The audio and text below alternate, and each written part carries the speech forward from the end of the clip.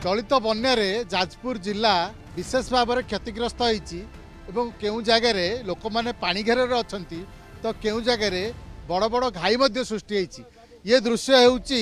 आपण देखिपे किम्बरियापाल बांक साही दृश्य और देखो सु सु गर्जन करी ये बन्या पानी आसूची गोटे बड़ घाई एगार सृष्टि होती धीरे धीरे घाईटीर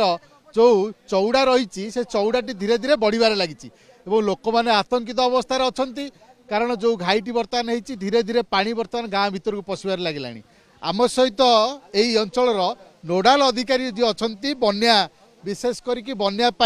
से नियुक्त होती पचारि बुझा जे प्रकृत में जो घाईटी होती ये केते बड़र घाई और केते बेले सार है कौन यार प्रिकसन निया जाउची वर्तमान पानी गाँ भीतर न पशियापाई। नमस्कार मु प्रमोद कुमार साहू नोडाल अफिसर किम्बरियापाल जीपी घाईटी पाखापाखि 9टा पाखापाखि घाईटी है आरंभ छोट था धीरे धीरे धीरे तार परिमाण बढ़ला पाखापाखि 150 200 फुटर घाई है आखपाख अंचल किम्बरियापाल पंचायत सहित साहसपुर पंचायत सुजनपुर अटीरा बाईसिरिया भंवरा ये पाखापाखि 5-6टी पंचायत ए प्रभावित हेबे आमको जेहेतु नोडाल अफिसर आम अच्छु आम स्कूल समस्त पंचायत समस्त स्कूल को आमर सेल्टर भाव ग्रहण करा किंतु दुर्भाग्यवशत ये पानीर मात्रा देखिकी किसी स्कूल सी भी बुड़वा अवस्था तेणु आउ किसी स्कूल उच्च जगार अच्छा से आम सुरक्षित भाव ग्रहण करी बर्तमान किसी लोक रही किसी निज गाई छेली मेढ़ा एम रखिले किसी सुखिला खाद्यर व्यवस्था करा जाउछि। आज आम पचार चाहूँ पानी जो बर्तमान फ्लो रही है धीरे धीरे जब बढ़ो ताले विभिन्न अंचल कटअफ हम और विच्छिन्न हम तापाई कौन व्यवस्था करा लोक मैंने जदि बन्या घर रे पानी घर रे से विशेष भाव में कौन व्यवस्था करमती एवाकुएट कर विशेष कर रंधा खाद्य हो शुखिला खाद्य से पाखे केमती पहुँचे एमर ओड्राफ टीम आसी पहुँच सारे आम बर्तमान बीडीओ मैडम को कहवा अनुसार यथाशीघ्र आम पाखे शुखला खाद्य पहुँचो परिस्थिति को देखी फ्री किचन व्यवस्था कर निर्देश अच्छी।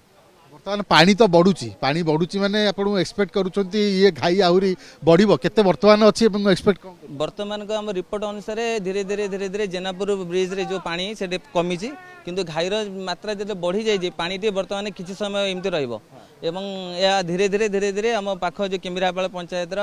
जलस्तर वृद्धि पाइब लोक मैंने असुविधा पहुँचे से लोक मान आम अनुरोध करूँ समस्ते उच्च जगह को जावाई। देखो जी नोडाल अधिकारी रही से साधारण लोक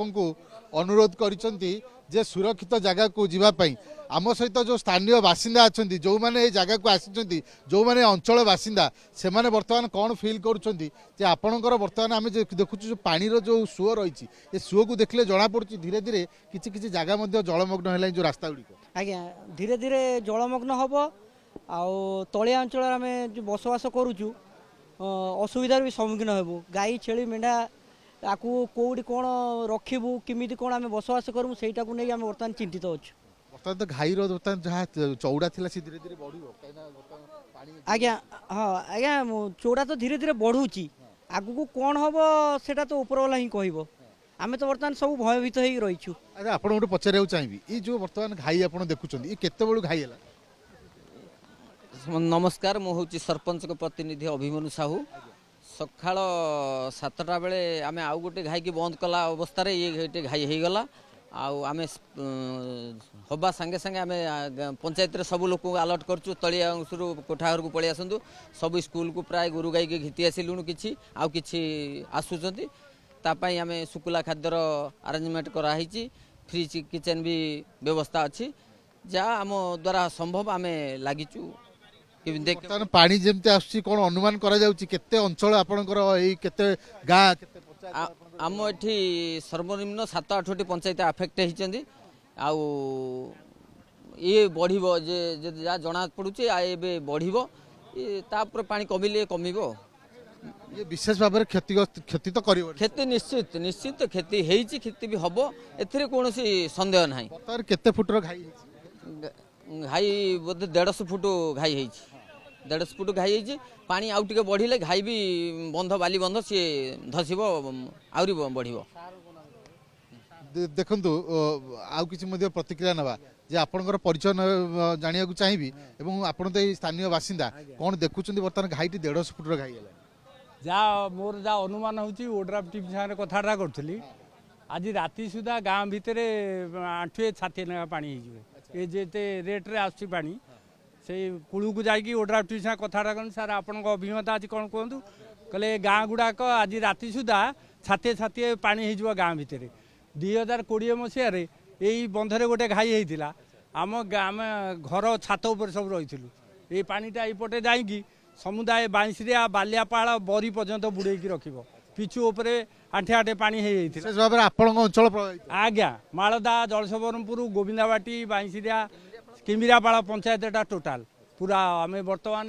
ଭୟଭୀତ ଅବସ୍ଥାରେ ଅଛୁ କ'ଣ କରିବୁ ଆଉ ଆମର MLA ସାର୍ ଆସିଥିଲେ ଦେଖିକି ଯାଇଛନ୍ତି ପୋଲିସ ବାବୁମାନେ ଅଛନ୍ତି ଓଡ୍ରାଫ୍ ଟିମ୍ ଆସିକି ଜଳସବରମପୁର ସ୍କୁଲରେ ଅଛନ୍ତି